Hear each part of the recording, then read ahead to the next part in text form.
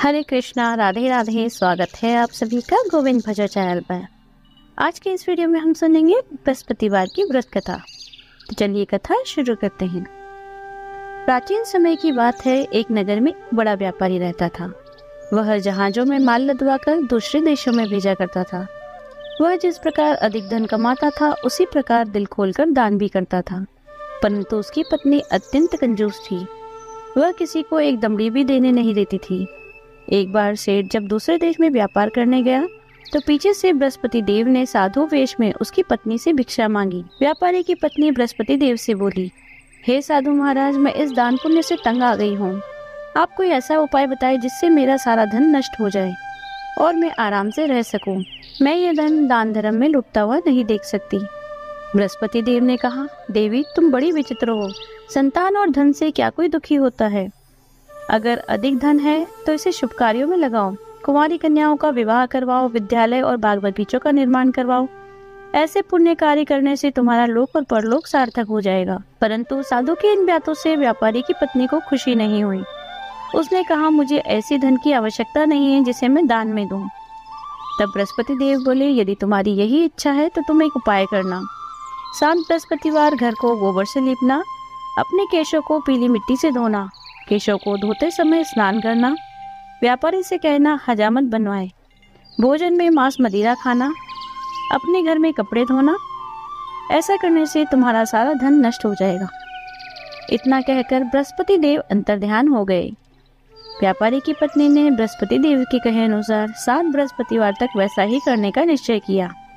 केवल 3 बृहस्पतिवार ही बीते थे कि उसकी समस्त धन संपत्ति नष्ट हो गई और वह परलोक सिधार गई। जब व्यापारी वापस आया तो उसने देखा कि उसका सब कुछ नष्ट हो चुका है। उस व्यापारी ने अपनी पुत्री को सांत्वना दी और दूसरे नगर में जाकर बस गए। वहां वे जंगल से लकड़ी काट कर लाता और शहर में बेचता। इस तरह वह अपना जीवन व्यतीत करने लगा। उसकी पुत्री ने दही खाने की इच्छा प्रकट की, लेकिन व्यापारी के पास दही खरीदने के पैसे नहीं थे। वह अपनी पुत्री को आश्वासन देकर जंगल में लकड़ी काटने चला गया। वहाँ एक पेड़ के नीचे बैठकर अपनी दशा पर विचार करने लगा। उस दिन बृहस्पतिवार था। तभी वहां पर बृहस्पति देव साधु के रूप में सेठ के पास आए। बोले, हे मनुष्य, तू इस जंगल में किस चिंता में बैठा है? तब व्यापारी बोला, हे महाराज, आप सब कुछ जानते हैं। इतना कहकर व्यापारी अपनी कहानी सुनाकर रो पड़ा। बृहस्पति देव बोले, देखो बेटा, तुम्हारी पत्नी ने बृहस्पति देव का अपमान किया था, इसी कारण तुम्हारा यह हाल हुआ है। लेकिन अब तुम किसी प्रकार की चिंता मत करो। तुम बृहस्पतिवार के दिन बृहस्पति देव का व्रत करो। 2 पैसे के चने और गुड़ लेकर जल के लोटे में शक्कर डालकर वह चरणामत और प्रसाद अपने परिवार के सदस्यों और कथा सुनने वालों में बांटो। स्वयं भी प्रसाद और चरणामत लो, भगवान तुम्हारा अवश्य कल्याण करेंगे। साधु की यह बात सुनकर व्यापारी बोला, महाराज, मुझे तो इतना भी नहीं बचता कि मैं अपनी पुत्री को दही लाकर दे सकूं। इस पर साधु महाराज बोले, तुम शहर में लकड़ियां बेचने जाना, जिससे तुम्हें लकड़ियों के दाम पहले से चौगुने मिलेंगे, जिससे तुम्हारे सारे कार्य सिद्ध हो जाएंगे। लकड़हारे ने लकड़ियां काटी और शहर में बेचने चल पड़ा। उसकी लकड़ियां अच्छे दाम में बिक गई, जिससे उसने अपनी पुत्री के लिए दही लिया और बृहस्पतिवार की कथा हेतु चना गुड़ लेकर कथा की। प्रसाद बांटकर स्वयं भी खाया। उसी दिन से उसकी सभी कठिनाइयां दूर होने लगी। अगले बृहस्पतिवार को वह कथा करना भूल गया। अगले दिन वहां के राजा ने एक बड़े यज्ञ का आयोजन कर पूरे नगर के लोगों को भोजन के लिए आमंत्रित किया। राजा की आज्ञा सुनकर पूरा नगर राजा के महल में भोजन करने गया, लेकिन व्यापारी व उसकी पुत्री तनिक विलंब से पहुंचे। अतः उन दोनों को राजा ने महल में ले जाकर भोजन करवाया। जब दोनों लौटकर आने लगे तब रानी ने देखा कि उसका खूंटी पर टंगा हार गायब है। रानी को व्यापारी और उसकी पुत्री पर संदेह हुआ कि हार उन्होंने ही चुराया है। राजा की आज्ञा से उन दोनों को कारावास की कोठरी में डाल दिया गया। दोनों अत्यंत दुखी हुए। वहां उन्होंने बृहस्पति देवता का स्मरण किया। बृहस्पति देव ने वहां प्रकट होकर व्यापारी को उसकी भूल से अवगत करवाया। उन्हें सलाह दी कि बृहस्पतिवार के दिन कैद खाने के दरवाजे पर 2 पैसे मिलेंगे। तुम उससे चने और गुड़ खरीदना, विधि पूर्वक बृहस्पति देवता का पूजन करना, व्रत करना, तुम्हारे सब दुख दूर हो जाएंगे। बृहस्पतिवार को कैद खाने के द्वार पर उन्हें 2 पैसे मिले। बाहर सड़क पर एक स्त्री जा रही थी। व्यापारी ने उसे बुलाकर गुड़ और चने लाने को कहा। इस पर वह स्त्री बोली, मैं अपनी बहू के लिए गहने लेने जा रही हूँ, मेरे पास समय नहीं है। इतना कहकर वह चली गई। थोड़ी देर बाद वहाँ एक और स्त्री निकली। व्यापारी ने उसे बुलाकर कहा, हे बहन, मुझे बृहस्पतिवार की कथा करनी है, तुम मुझे 2 पैसे का गुड़ और चना ला दो।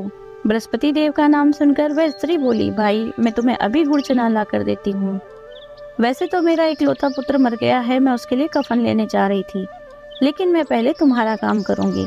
वह स्त्री बाजार से व्यापारी के लिए गुड़ चना लेकर आई, स्वयं भी बृहस्पति देव की कथा सुनी। कथा समाप्त होने के बाद वह बाजार से अपने पुत्र के लिए कफन लेने गई।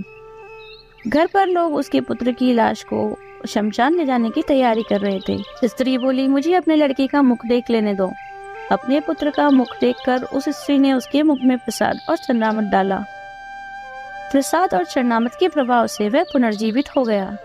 पहली स्त्री जिसने बृहस्पति देव का निरादर किया था, जब वह अपने पुत्र के विवाह हेतु वधू के लिए गहने लेकर लौटी, जैसे ही उसका पुत्र घोड़ी पर बैठा, वैसे ही घोड़ी ने ऐसी उछाल मारी कि वह घोड़े से गिरकर मर गया।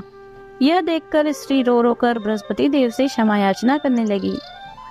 स्त्री की याचना से बृहस्पति देव साधु के वेश में वहां पहुंचकर कहने लगे, देवी, तुम्हें अधिक विलाप करने की आवश्यकता नहीं है, यह बृहस्पति देव का निरादर करने के कारण हुआ है। तुम वापस जाकर मेरे भक्त से क्षमा मांगकर कथा सुनो, तभी तुम्हारी मनोकामना पूरी होगी। जेल में जाकर उस स्त्री ने व्यापारी से माफी मांगी और कथा सुनी। कथा के उपरांत वह प्रसाद और चरणामृत लेकर अपने घर वापस आ गई। घर आकर उसने चरणामृत अपने पुत्र के मुख में डाला। चरणामृत और प्रसाद के प्रभाव से उसका पुत्र भी जीवित हो गया। उसी रात बृहस्पति देव राजा के सपने में आए और बोले, हे राजन, तूने जिस व्यापारी को और उसकी पुत्री को जेल में रखा है वह निर्दोष है। तुम्हारी रानी का हार वहीं खूंटी पर टंगा है। सुबह हुई तो राजा रानी ने हार खूंटी पर लटका देखा।